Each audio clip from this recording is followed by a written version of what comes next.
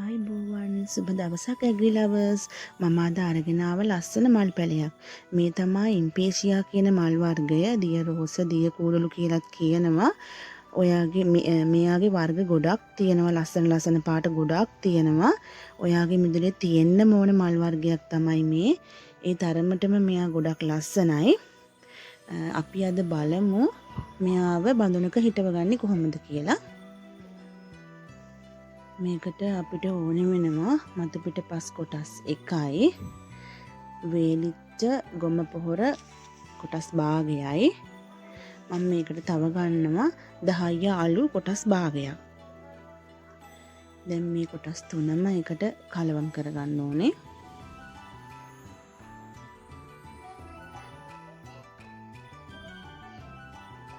කලවම් කරගෙන මේ පෝච්චියට පස් ටිකක් දාලා 4න් එකක් වගේ වෙන්න දාලා පැලේ තියාගන්න පුළුවන්.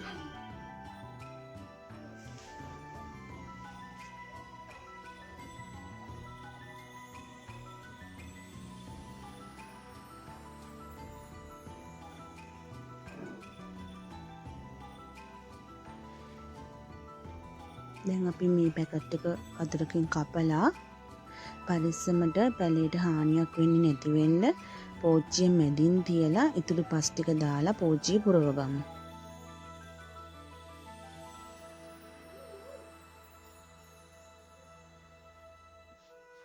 මං ගත්ත පැලේ ටිකක් ලොකුයි, හොඳට සරුවට හැදලා තිබ්බ පැලයක් ඒක. ඒකේ යටිනුත් තව චූටි චූටි පැල එනවා, අතු කෑලි එනවා. ඒවට හානියක් වෙන්නේ නැති වෙන්න මම පරිස්සමට තමයි පස් ටික දාගත්තේ පෝච්චියට.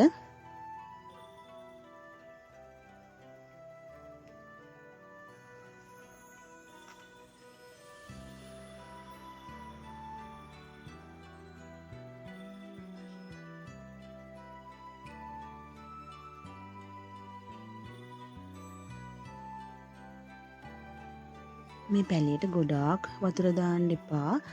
හිටවල ඉවරනාට පස්සේ වතුර ටිකක් දාලා ඊට පස්සේ මේක හොඳට හෙවන තැනකින් තියලා තියන්න. වතුර ගොඩක් වැඩි වුණොත් මේ පැලේ මුල් කුණු වෙයි. හොඳට සීතල ගතියට තියෙන්නත් ඕනේ. වතුර හොඳට පෝච්චියේ රැඳෙන්නේ නැතුව බැහැලා යන විදිහට තමයි අපි මේකට වතුර දාන්න ඕනේ.